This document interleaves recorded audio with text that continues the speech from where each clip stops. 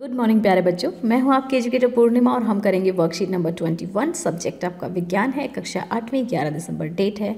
प्रकाश, light के बारे में हम पढ़ रहे हैं। तो हमने पहले ये पढ़ा कि जो प्रकाश जो है क्या करता है, सीधी रेखा में ट्रेवल करता है। ठीक है, हमने ये भी पढ़ा कि परावर्तन के कारण, यानी कि जब प्रकाश किसी वस्तु पर पड़ता है तो वापस रिफ्लेक्ट उसी कोण से रिफ्लेक्ट हो जाता है। ठीक है, परावर्तित हो जाता है।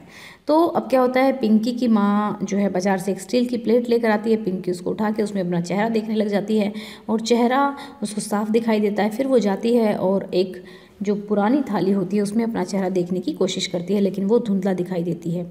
तो अगले दिन वो जब स्कूल में जाती है तो वो अपने टीचर से पूछती है कि ऐसा क्यों हुआ।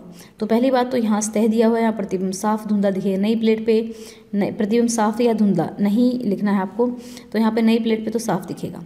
ठीक है, लकड़ी की टेबल पे धुंधला दिखेगा ही नहीं। ठीक है, दर्पण में साफ दिखेगा। पानी से भरी बाल्टी में भी हमारा क्या है, जो पानी से भरी बाल्टी होगी उसमें भी हमारा धुंधला दिखेगा। दीवार जो है हमारी उसमें भी धुंधला रहेगा। चिकनी टाइल्स में भी दीवार पे तो दिखेगा ही नहीं। ठीक है, नहीं दिखेगा। देखिए तीन चीज़ें लिखनी है, साफ दिखेगा, धुंधला दिखेगा, नहीं दिखेगा। ठीक है, पानी से भरी बाल्टी में भी नहीं दिखेगा, और मैं नहीं वाले लगा देती हूँ यहाँ पे। नई स्टील की प्लेट में साफ दिखेगा। ठीक है, साफ दिखेगा यहाँ पे, और लकड़ी की टेबल पे दिखेगा ही नहीं। दर्पण में तो दिखेगा, साफ दिखेगा। ठीक है, दीवार पे भी नहीं दिखेगा, चिकनी टाइल्स में दिखेगा। ठीक है, तो चलिए बच्चा अब हम कर लेते हैं परावर्तन। परावर्तन दो प्रकार का होता है। पता है, यहाँ पे हॉस्टल में एक बिल्कुल छुटकी सी बिल्ली है। सो वो जब मैं वीडियो बना रही होती हूँ नीचे बेसमेंट में बैठ के, तो वो आ जाती है। बहुत छोटी सी है, शायद बहुत ही उसको तो शायद ठंड लग रही है, और अभी मेरे पास बैठी है। कभी लाइव में मैं आप लोगों को दिखाऊंगी। तो चलिए, नियमित परावर्तन। नियमित परावर्तन क्या होता है, जब किसी चिकनी सतह से जो किरण जैसे चिकनी सतह पे गिरी और उससे रिफ्लेक्ट हुई तो वो हमेशा पैरेलल में जाएगी। ठीक है, इस तरीके से ये देखो कि पैरेलल में हो जाएगी, आपस में पैरेलली वो रिफ्लेक्ट हो रही है। डिस्टेंस सेम है इनके बीच में।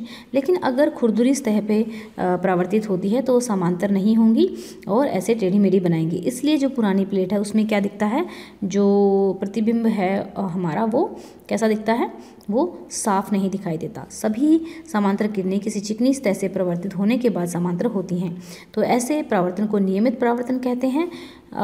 और अनियमित परावर्तन या विस्तृत परावर्तन, जब किसी अनियमित सतह खुरदुरी परावर्तित सभी समांतर किरणें एक दूसरे के समांतर नहीं होती तो ऐसे परावर्तन को अनियमित परावर्तन कहते हैं।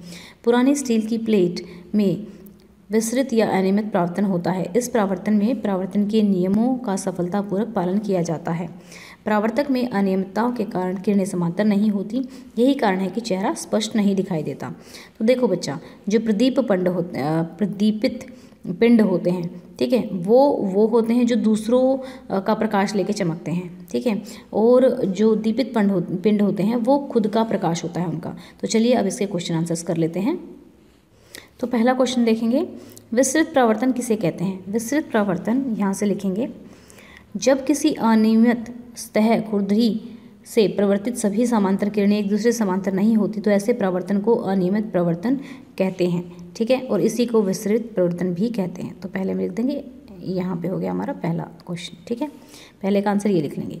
फिर दूसरे में चलेंगे, पुरानी स्टील की प्लेट में अपना चेहरा देखने पर हमारा प्रतिबिंब स्पष्ट क्यों नहीं दिखाई देता। क्योंकि लिखेंगे, क्योंकि इसकी सतह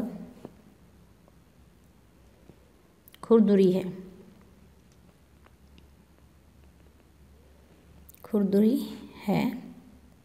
और उसके बाद लिखेंगे और इसमें कैसा परिवर्तन है, विस्तृत परावर्तन है। ठीक है, कैसा परावर्तन है, विस्तृत परावर्तन है।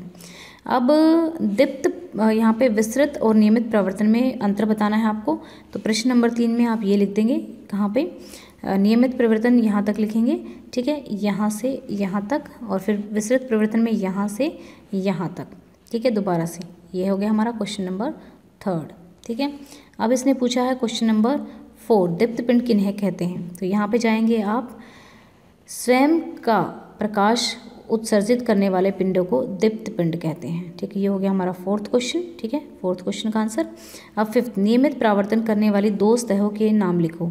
तो नियमित परावर्तन करने वाली दो सतहों के नाम लिख लो, जैसे कि हमारा हो गया चिकनी, यहाँ से लिख लेंगे, नई स्टील की प्लेट लिख देंगे, दर्पण लिख देंगे, ठीक है, चिकनी टाइल्स लिख देंगे। ठीक है, तो ये 3 नाम लिख देंगे आप यहाँ पे। ओके बच्चा, तो ये थी हमारी आज की वर्कशीट। आई होप आपको अच्छे से समझ में आ गई होगी, और अगर कोई डाउट है तो कमेंट करके पूछ सकते हैं। आज की वीडियो के लाइक का टारगेट हम रखते थे 1000।